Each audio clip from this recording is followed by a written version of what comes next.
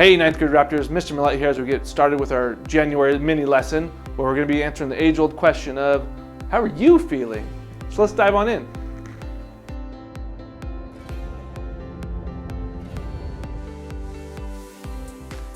All right, students, we're going to jump on in here with our lesson this month where we're talking about emotions. And one reason that we counselors wanted to talk to you about this specific topic is really our emotions and our feelings affect every part of our life. They influence our attention and our memory. They influence our academic performance and us building relationships with other people. They affect our memory and our creativity and our mental and our physical health. The way that we learn, all of this is influenced by how we feel each and every day. And when you come to school, you're bringing your feelings with you. How you feel and those emotions come with you wherever you go. In fact, there's a study done a few years ago where they asked high school students their top three, how they felt at school each day. And the top three responses were tired, bored, and stressed. And those are some big emotions to come to school with that can make a difference in how you learn and how you interact with your peers each day. And so we want to help you build skills to correctly identify what you're feeling, those emotions, and then what to do with them once you identify them. You're at school here learning a lot of academic knowledge. And we want you to be emotionally intelligent as well. It's been shown that those people who are emotionally intelligent and build that up, because it is something that can be learned and built, those people who build that up feel warmer and safer and more supported in their environments, and they feel like they can thrive in their life goals. And so we want to help you build those skills to identify your emotions and your feelings and then express them in appropriate ways so that you can thrive in your life goals. So we're going to teach you today and give you a brief overview of what's known as the ruler approach or the ruler method. It comes out of the Yale Center for Emotional Intelligence. It's an acronym, and we're going to go through each part of the acronym and discuss it briefly today. So the first R is recognizing. First part of understanding your emotions better is to recognize that you're actually feeling something. Here we can see that up on the screen is our mood meter. This is part of the program for the ruler approach is using this mood meter to identify what you're feeling. And this is something you can do with your parents at home. Where would you put the following emotions on this mood meter? On the bottom there you can see that you have pleasantness, and as it goes along the bottom there towards the right, it's more pleasant, and towards the left it's less pleasant. And then on the side there you have your energy, so high energy or low energy. And where would you put those feelings listed on the screen there? Where would you put elated or drained or serene? Are those high energy emotions or low energy? And then as you feel them, are they pleasant emotions or unpleasant to feel and to experience? This is a really important first step. Oftentimes we want to push off the idea that we're feeling something. We don't want to have to feel something negative sometimes, or even something positive. We don't have to recognize that we're feeling something.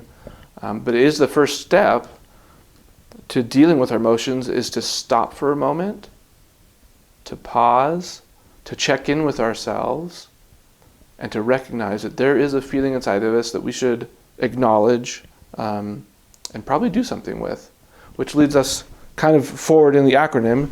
The U in the ruler approach is understanding. So once we've recognized that we felt something and kind of checked in with ourselves and said, man, is this a high energy or low energy emotion? Is this something pleasant or unpleasant that I'm experiencing? We can begin to ask ourselves, why am I feeling this way? What has happened in my day-to-day or even these last few hours or minutes that has changed the way that I'm feeling and experiencing? What has brought about this specific emotion that I've begun to recognize? We can't really understand an emotion that we haven't acknowledged yet, which is why we want to recognize it and then ask, why am I feeling this way? What's happened recently that has led me to feel this way? The reason we want to ask those questions of why and begin to become that emotional scientist within ourselves, instead of judging the way we feel, let's be curious about it and be that emotional scientist to discover what's going on. The reason we do that is so that we can correctly label what we're feeling. I think a lot of us, not just students, but adults too, will mislabel what we're actually feeling. And we'll mislabel the experience that we're going through. Being able to label can help us organize what we're actually feeling. And labeling without judgment allows us to deal with that emotion, like without adding more emotional layers to it. So we're approaching it without judgment, with that scientific mind. And it helps us, honestly, labeling emotions is one way that we get to know ourselves better and allow others to get to know us on a deeper level. I think labeling accurately is a really important skill to build. Working with students over the years, they'll come into our offices and say, "Man, I'm feeling really tired today," and they begin to yawn in my office and say they'd like to go home and they're just too tired to be at school. And I ask them to share with me more about what's going on. And as we get talking, they start to share about their experience at school that day and the past few weeks and maybe the few months. And we start to identify more accurate emotions and feelings than just tired. So they might be saying they're tired, but as they share their actual experiences, I can begin to see they're actually really nervous to be at school, or they are scared about a certain situation coming up, but it doesn't feel safe enough to be vulnerable and share that actual emotion, and so they mask it with a different emotion, tired sometimes. But the approach to dealing with tired is a different approach to dealing with nervous or scared or anxious, right? And so if we can label the correct emotion, we can deal with it in a more accurate and direct way to help us move on with our life and get to know our feelings a little bit better. But once we label it accurately and begin to do that correctly, we can express it in appropriate ways. And this is one of the most trickiest parts of the ruler approach, I think, is because it's one of the most vulnerable parts. Because it's the outward expression. The first three parts of this approach have all been kind of inward, checking in with ourselves, asking those questions of why, and then correctly labeling the emotion. But this is the first one that's been an outward act. I'm going to express this feeling I've identified, whatever it may be. And doing that in an appropriate way and in a setting that is emotionally safe for us and with people that we feel emotionally safe with.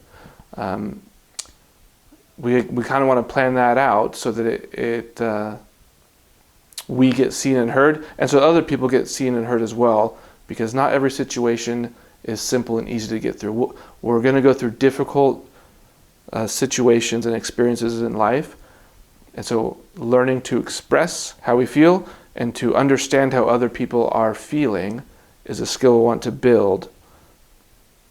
The last R in the ruler approach is regulating. Expressing, that we just talked about, is a part of regulating your emotions.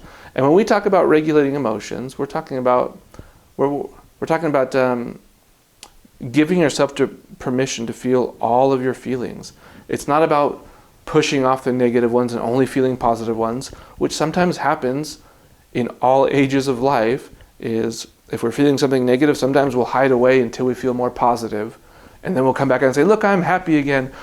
But what we want to help you build is to identify those negative emotions that you're feeling, and to know that it's okay to feel those, and work through them. We don't have to push them off so quickly, but if we check in with ourselves and recognize them and identify them, and understand that it's okay and a part of life, well, I think we'll be better prepared for life in the long run, having built that skill. We're not suggesting that you push those off, or that emotional regulation is not about not feeling it. In fact, I think it is more about feeling more completely and more deeply with what's going on in our life, and being very aware of ourselves. But this approach has been very helpful with students in our school and our community. It's been very helpful within our counseling department. And it's something that we want to help you build throughout the rest of this year that you can use all throughout your life. So if you have any questions about it or want to learn ways to practice it, come check in with your counselor. We'd love to work with you and help you build these skills. But we hope you have a great day, and we'll see you next month.